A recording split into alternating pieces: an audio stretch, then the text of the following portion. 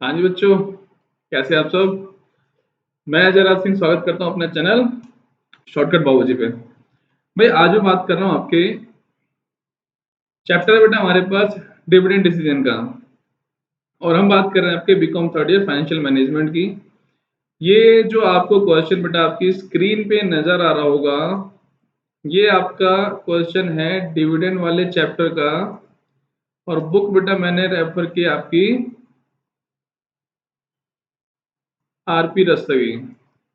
तो मेरे पास बच्चों के डाउट्स आते हैं कि सर ये जो एमएम मॉडल वाला जो हमारे पास क्वेश्चंस आता है, आता कंफर्म एग्जाम में लेकिन होता नहीं है। तो बेटा आज मैं आपको एक क्वेश्चन करा रहा हूँ और इतनी मेरी गारंटी है इस क्वेश्चन को मेरे तरीके से करने के बाद आपको कभी दिक्कत नहीं आएगी।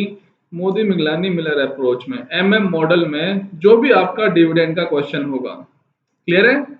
देखो आपको सिर्फ करना क्या है भाई, आपको सिर्फ और सिर्फ 3 स्टेप में इसको समझना है। और जिस बच्चे के समझ में ये तीनों स्टेप आ गए उसके लिए क्वेश्चन कुछ भी नहीं लगना।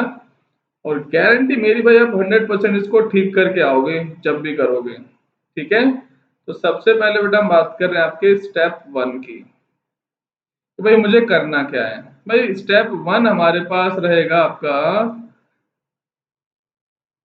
इफ डिविडेंड पेड,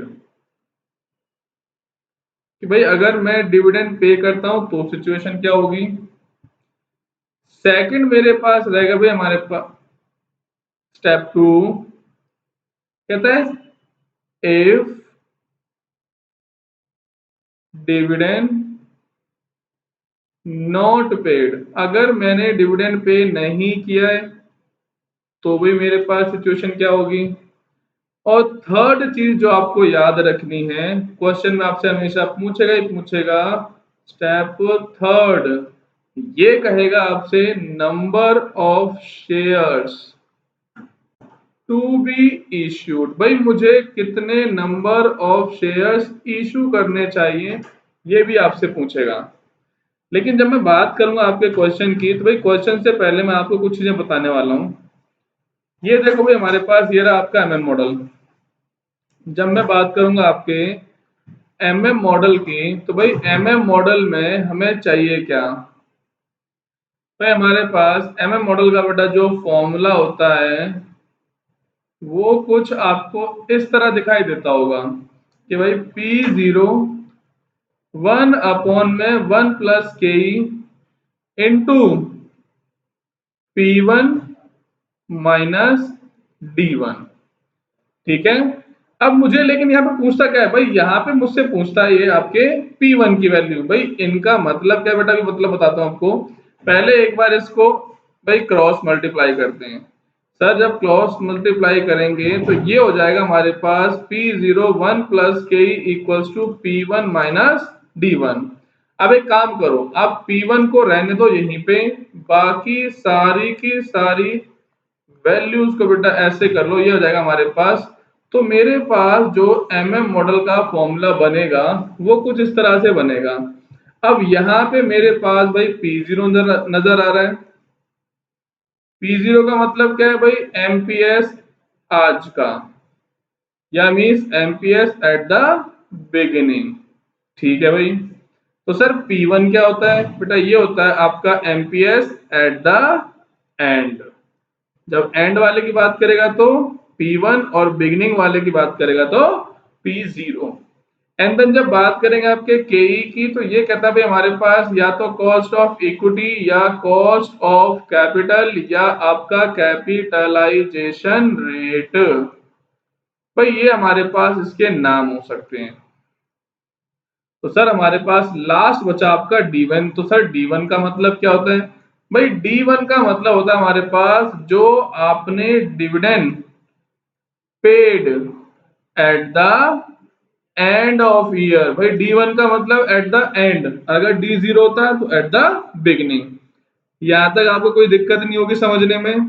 भाई मेरे पास जब भी क्वेश्चन की बात करेंगे तो हमेशा क्वेश्चन में आपसे कुछ ये इस तरह से बात करेगा, जैसे भाई मेरे पास एक कंपनी है ABC limited has a capital. Sir capital को मार्क कर लेते हैं एक बार, इसकी जरूरत पड़ने वाली है।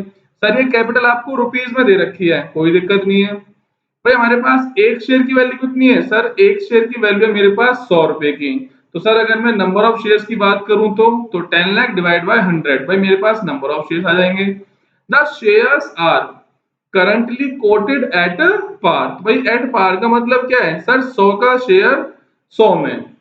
Company proposes to declare dividend at the 10 rupees per share at the end of current financial year. तो भाई मेरे पास D1 दे रखा है, सर जो प्राइस दे रखा है वो P0, और सर ये जो एट द एंड की बात कर रहा है सर ये D1 हो गया।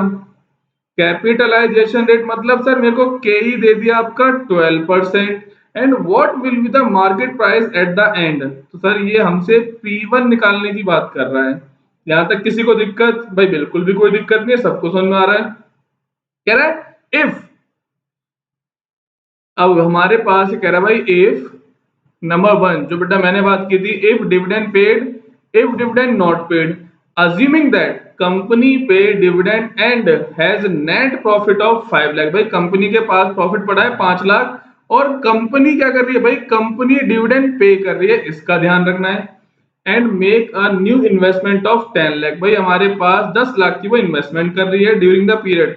How many new share must be issue using MM model? तो करना क्या भाई हमें? भाई सिंपल सा मैंने इस क्वेश्चन को 3 स्टेप में डिवाइड कर दिया आपका, इफ डिविडेंड पेड और इफ डिविडेंड नॉट पेड। तो भाई सबसे पहले मैं बात कर रहा हूं आपके इफ डिविडेंड पेड की। तो भाई इफ डिविडेंड पेड का मतलब होगा भाई मेरे पास सिंपल सा, अगर मैं डिविडेंड पे करता हूं तो भाई मेरे पास P1 कैसे आएगा सर? P0 1 प्लस के माइनस D1। सर यहाँ पे P0 की वैल्यू कितनी है? 100। और सर यहाँ पे कॉस्ट ऑफ इक्विटी कितनी है? 12%। तो मैं उसको ऐसे लिख सकता हूँ। और सर अगर डिविडेंड पे कर रहे हो तो सर डिविडेंड आप पे कर रहे हो 10 रुपीज पर शेयर। और जब बेटा मैं इसको सॉल्व करूंगा तो ये आएगा 112 माइनस 10, तो मतलब मेरे एक शेयर की वैल्यू आ गई 102 रुपए अगर मैं डिविडेंड पे करता हूं तो। यहां तक किसी को दिक्कत है तो बताओ?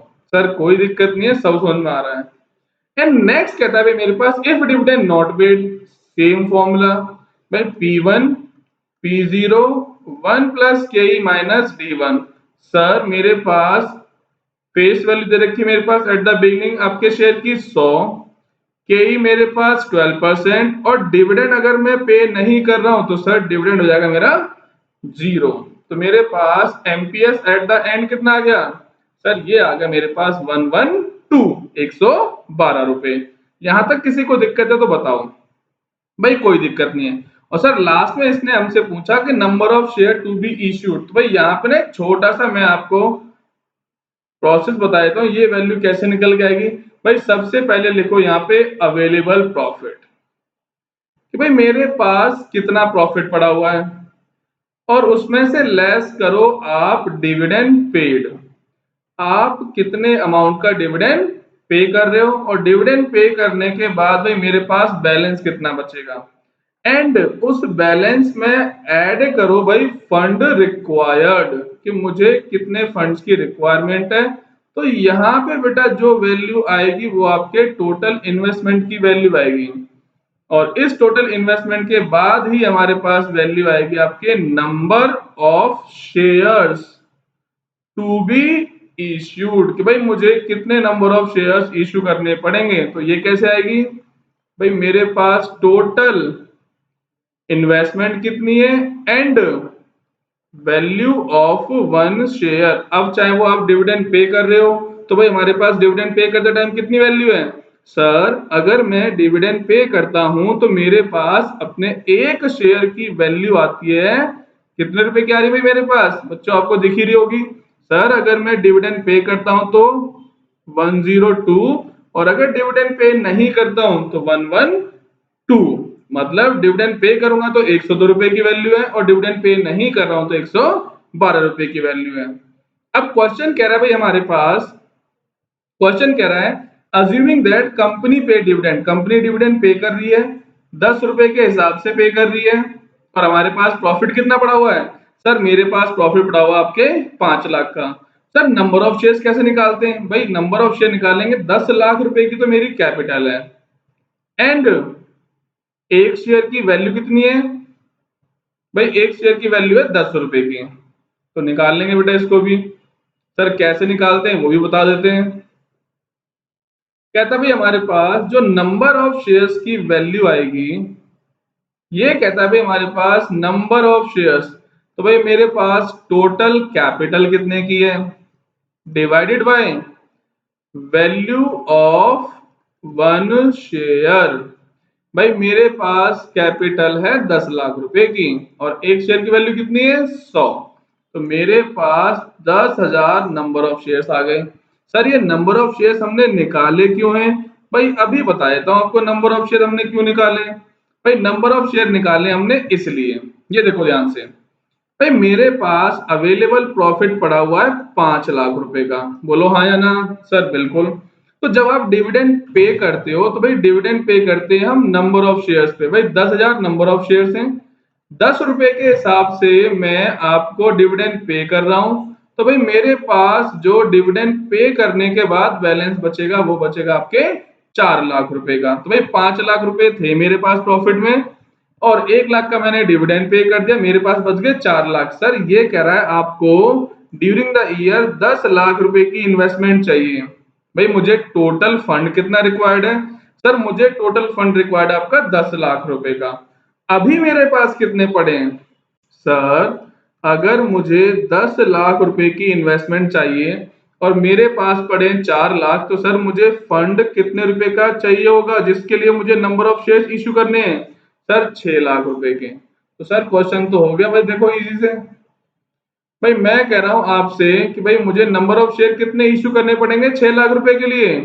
भाई 6 lakh divided by value of one share. और सर ये वैल्यू ऑफ वन शेयर तो मेरे पास दो आ रखी हैं, एक मैं डिविडेंड पे कर रहा हूं तो 102 रुपए की, और अगर डिविडेंड पे नहीं कर रहा हूं तो 112 रुपए की। सर पता कैसे चलेगा कौन सी वैल्यू लेनी है? तो यहां देखो, assuming that company pay dividend. भाई कंपनी डिविडेंड क्या कर रही है? कंपनी डिविडेंड पे कर रही है, और जब कंपनी डिविडेंड पे करेगी तो भाई हमारे पास एक शेयर की वैल्यू कितनी आ रही है? भाई एक शेयर की वैल्यू आ रही है मेरे पास 102 रुपए की। बोलो दिक्कत कोई? सर कोई दिक्कत नहीं, बहुत इजी तरीके से हो गया। अब देखो ध्यान से, कह रहा भाई नंबर ऑफ शेयर की बात करूंगा तो भाई मेरे पास 6 लाख डिवाइड बाय 102, जो भी वैल्यू बेटा मेरे पास आएगी वो आपके नंबर ऑफ शेयर्स होंगे। जितने नंबर ऑफ शेयर्स इशू करके आप 6 लाख रुपए आराम से इजी तरीके से बोरो कर सकते हो, फंड इकट्ठा कर सकते हो। बोलो कोई दिक्कत किसी को?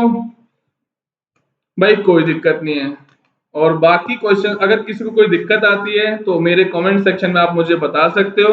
बाकी आपसे हम्बल रिक्वेस्ट ये रहेगी भाई चैनल को लाइक करना है, सब्सक्राइब करना है, और भी जो वीडियो चाहिए आपके लिए मुझे उसको कमेंट सेक्शन में आपको बता देना है। क्लियर है भाई? Thank you so much.